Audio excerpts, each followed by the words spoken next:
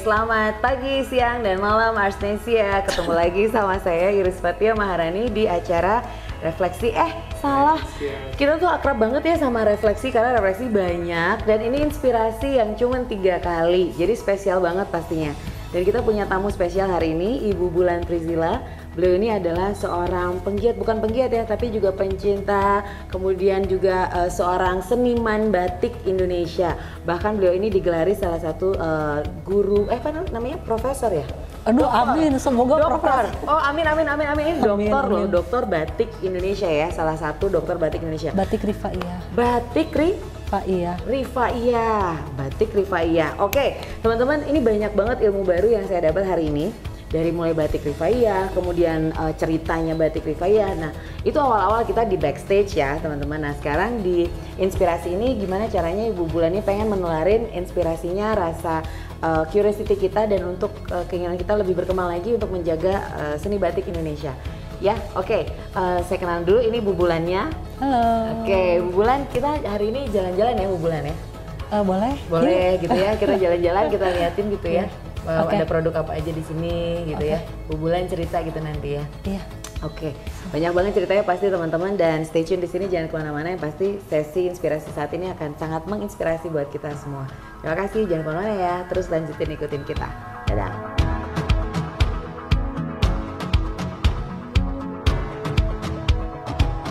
Oke Bu Bulan, kita ikutin Bu Bulan sekarang, mau jalan kemana?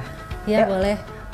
Dari sini dulu ya. Oke, ini ruangan kita jual produk-produk di sebelah sini ya. Ini karya-karya dari galeri sendiri, desain saya, atau karya-karya anak magang ya. Jadi kita nerima anak-anak magang juga untuk jurusan tekstil, DKV, multimedia gitu di sini. Nah, di sini juga ada contoh-contoh produk kursus. Jadi kita ngadain juga kursus seni ya. Jadi kursus batik, ikat celup, ya kain segala macem, lukis kaca, ngegambar, semua kita contoh-contohnya ada di sini.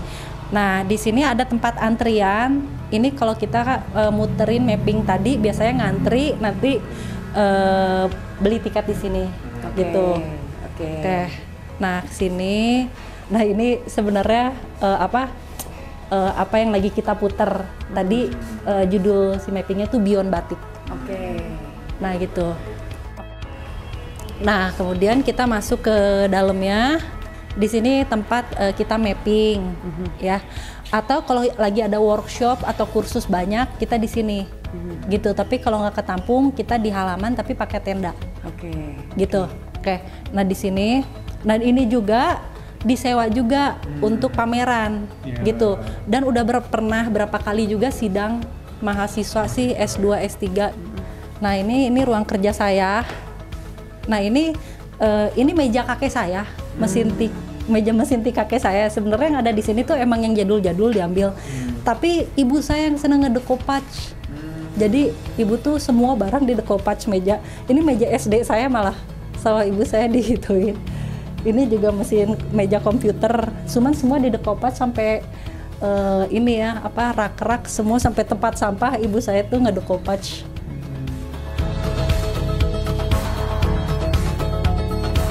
Sebetulnya apa sih yang menginspirasi Teh Bulan untuk bergerak di bidang seni, fokusnya ke batik, dan batik. slogan di Iris yang menarik banget, dia fokusnya itu ke batik Islam, maksudnya gimana Ya, tuh? bertahap terus pengen gitu. juga ngembangin batik Islam. Batik Islam Iya. gimana?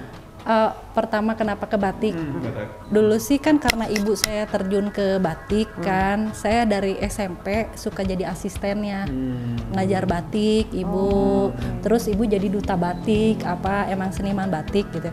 Nah, lumayan ya, SMP dapat 30.000 gitu jadi asistennya.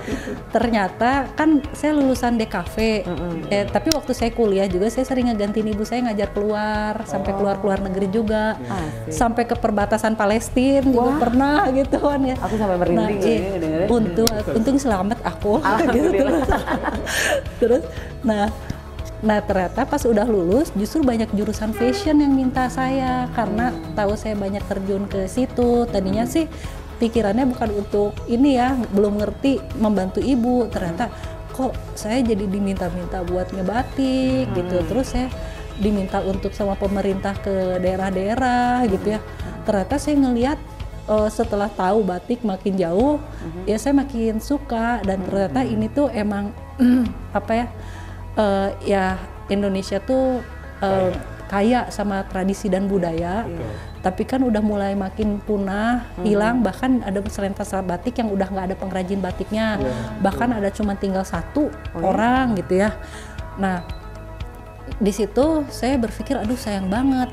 Sedangkan kayak Indonesia itu kan keunikannya itu negara kepulauan, jadi dia tuh kaya sama sumber daya alam dan seni tradisinya gitu. Nah kalau makin hilang, jadi justru generator perekonomian Indonesia juga kan di situ semakin hilang tuh identitasnya, keunikannya. Ini kita akan semakin lemah kita gitu, semakin gak kuat. Justru kekuatan kita tuh di situ gitu. Makanya saya bikinlah galeri-galerian ini untuk generasi ngenalin gitu kan, karena akan punya kekuatan. Jadi ibaratnya kayak kita lomba pola bakal kalah sama Milan mungkin ya. Kita lomba teknologi bisa kalah sama Jepang. Nah ketika batik gitu ya, atau tari atau wayang atau apa ya, mungkin kan karena tradisi kita kuat. Kedua yang tadi aku tertarik yang tadi itu batik Islam itu maksudnya gimana tuh? Nah, waktu saya melihat ada figura tulisan. Oh gitu, iya. Gitu. Emang sih kalau dari keluarga ibu kan rada religius ya gitu. Tapi yang fanatik gimana juga ya enggak, tapi wajib lah gitu ya, sholat apa ya kayak gitu-gitu. Nah terus saya tuh pengen memperdalam Islam gitu ya. Islam googling gitu ya, batik Rifaiyah tuh apa? Pas saya coba penelitian waktu saya S2, nggak ada buku referensinya gitu. Jadi cuman ada bukunya Ibu Sukmayi Astuti. Jadi dia itu bikin skripsi dari STSI Solo ya, apa ya lupa ya, dari Solo gitu ya. Saya sampai akhirnya ke sana untuk melihat ininya, tapi cuman ada itu, di luaran tuh nggak ada yang tahu batik Islam ini. Tapi ternyata batik Islam ini tuh adalah batik yang dikembangkan oleh Syekh Ahmad Rifai yang itu tuh salah satu pahlawan nasional Indonesia yang diangkat SBY tahun 2004. Nah beliau itu dibuang-buang sampai meninggal waktu zaman penjajahan dulu karena berusaha membenarkan akhlak bangsa Indonesia itu gitu kan. Nah ini sayang, udah hampir punah. Terus nggak ada dokumentasinya di toko buku, nggak ada itu. Ya udahlah saya gitu. Makanya waktu saya lulus dari ITB juga, saya dibilangnya dokter batik Rifaiyah pertama gitu ya, maksudnya karena udah gitu, karena emang penuh perjuangannya. Saya hampir mungkin tuh kayak 2010 sampai ya hampir 10 tahun, 11 tahun lah memperdalam batik Rifaiyah ini gitu. Keren ya. Saya bilang yang dimaksud batik Islam itu apa, memindahkan huruf hijaiyah Arab ke batik atau gimana? Nah justru uniknya batik Rifaiyah itu kan kayak ada batik Besurek gitu ya, dari Jambi huruf Arab gitu ya, atau dari Cirebon gitu kan, dia kayak batik ini ya apa, peninggalannya Sunan Gunung Jati gitu kan. Nah kalau ini jadi di Islam itu kan ada ajaran-ajaran yang mungkin sedikit pemahamannya berbeda ya, pro dan kontra gitu ya. Kebanyakan mereka kan ngegambar yang simetris atau menggambar tumbuh-tumbuhan. Nah kalau dari hadisnya itu dibilang dilarang menggambar makhluk hidup kecuali tumbuhan. Nah Syekh Ahmad Rifai, para pengikutnya itu mengakali artinya bangkai boleh dong, yang mati boleh. Nah akhirnya dia menggambar kayak gini nih, ini pengembangan saya ya sebenarnya ngambil dari batik klasik Rifaiyah ya. Jadi ayam dipenggal kan mati gitu loh. Jadi kalau foto-foto juga banget ya. Iya, jadi terus atau tanpa kepala ada kalau di batik klasik Rifaiyahnya ada sih tanpa kepala tapi diganti bunga gitu ya. Atau kepalanya dihancurin jadi kayak berdarah. Kayak bangkai, itu kan unik ya menurut saya gitu ya, yang nggak ada di batik lainnya gitu kan. Jadi kalau nggak dipenggal dari bagian dada ke atas gitu ya, dia dipecahin kepalanya, dimerahin atau diganti bunga. gitu. Kayak ini ya, ini juga kayaknya badan tapi tanpa Iya. kepala. Nah ini tuh sebenarnya ngangkat dari batiknya Peloati, batik klasik Peloatinya Rifaiyah. Cuman saya bilang ini baik buruk. Nah jadi kalau Rifaiyah itu kan dalam banget ya si maknanya si batik itu, kalau orang yang ngerti membaca gambar, mau Candi Borobudur, mau apa gitu ya. Jadi kalau Rifaiyah itu kain-kainnya 3 negeri. Ya dulu kan lumayan terkenal ya teknik 3 negeri itu. Cuman kalau mereka menganggap 3 warna itu adalah ajaran yang mereka pegang.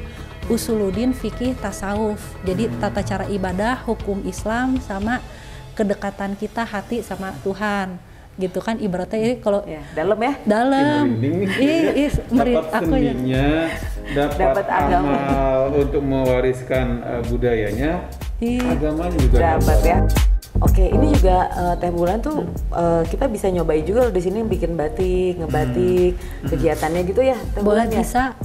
Kan ada kursus batik juga di sini. Ada yang lagi ngebatik juga. Nah, boleh tuh kayak kita ngintip yang lagi ngebatik Teh Bulan. Kita lihat dapurnya.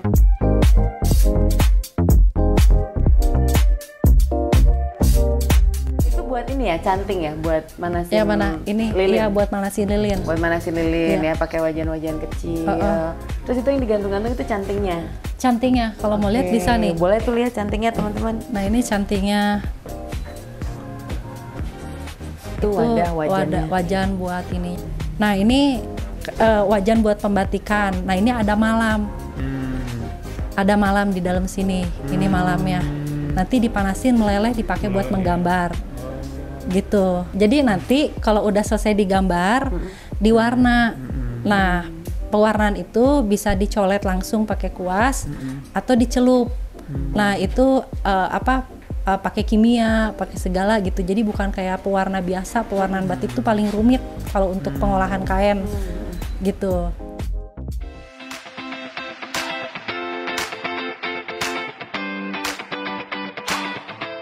Mau nyobain? Sok Bu Iris, silakan. Mau coba?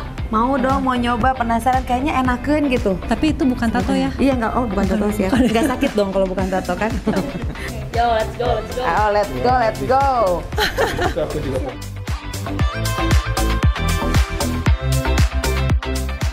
Among Us, itu kayak Among Us. Oke. Tapi seru loh. Seru deh, bener. Jadi kalau kalian ke Bandung, pastiin ya kalian main-main, sempetin main ke Bulan Galeri, mendalami kemampuan, maksudnya belajar membatik gitu ya, dan bukan hanya di kota-kota yang udah kita tahu, kota-kota besar lainnya, tapi di Bandung juga ada tempat buat belajar membatik. Oke teman-teman, udah ya, aku gugup banget dilihatin sama kalian. Oke, thank you. Ganti Anda ke sini.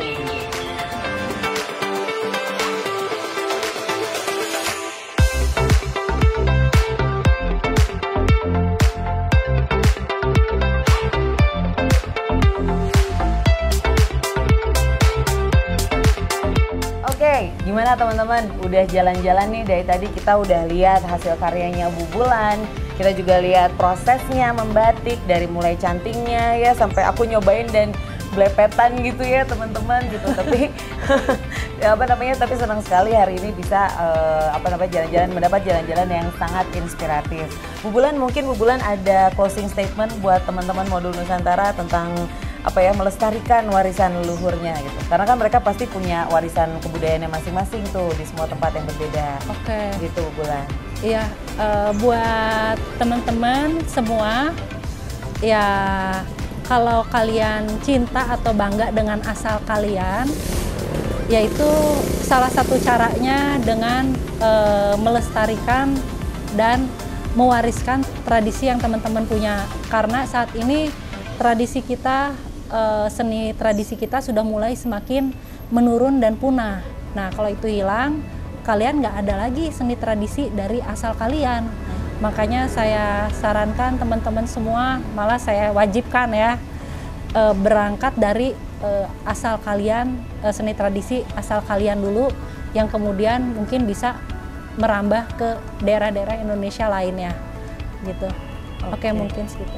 Terima kasih Bu Bulan, semoga selalu sehat, sukses gitu dan semoga budaya kita selalu lestari sampai ke anak cucu Amin. buyut-buyut kita nanti ya. Amin. Oke, terima kasih Arsnesia buat waktunya, sampai bertemu di acara kita berikutnya. Assalamualaikum warahmatullahi wabarakatuh. Selamat siang. Dadah. Waalaikumsalam warahmatullahi wabarakatuh. Siang.